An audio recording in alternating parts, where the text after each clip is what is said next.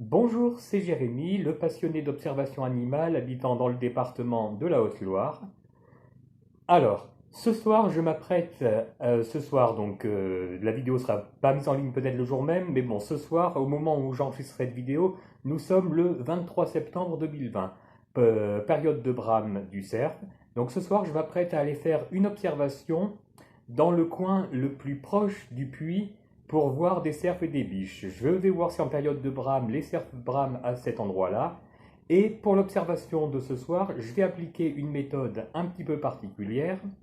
C'est que je ne vais ni faire d'affût ni faire d'approche, mais je vais faire, on va dire, de la bibode avec animal d'affût. C'est-à-dire que je vais me promener tant que je ne vois rien, je continue d'avancer, voilà, de sillonner les lieux.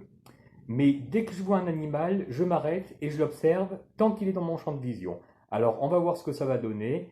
Peut-être que je verrai rien du tout. Peut-être que je verrai peu d'animaux, mais que les observations seront très bonnes parce que j'aurai pu les observer longtemps. Peut-être que un animal va en faire venir plein d'autres et que tout va s'enchaîner. En tout cas, voilà, je ne vais pas faire cette soirée d'observation façon comptage à me dire, bon, j'observe un chevreuil 2 minutes, ensuite je vais ailleurs voir si je vois pas d'autres animaux, s'il n'y a pas plus à voir ailleurs. Non, ça, je le ferai pour une prochaine vidéo. En attendant ce soir, la méthode, c'est je vois rien, j'avance, je vois quelque chose, et bien j'observe cet animal tant qu'il est là. Si je dois rester fixé sur un lièvre qui ne bouge pas pendant une demi-heure, eh ben, je resterai sur le lièvre qui ne bouge pas pendant une demi-heure. On va voir ce que ça va donner. Si vous faites de l'observation animale, vous pouvez me le dire dans les commentaires. Est-ce que vous préférez l'affût, l'approche, et est-ce que vous préférez, quand vous voyez un animal, l'observer tant que vous le voyez et ne pas bouger, ou est-ce que vous préférez essayer de faire une sorte de comptage de la faune, à vous dire, j'ai vu 2 lièvres ici, on va aller voir s'il n'y en a pas d'autres ailleurs. Bon voilà, dites-moi aussi la méthode que vous pensez qui marche le mieux. Est-ce que pour voir par exemple plusieurs chevreuils, il vaut mieux observer un chevreuil seul et attendre que petit à petit d'autres chevreuils le rejoignent et que ça constitue une petite horde?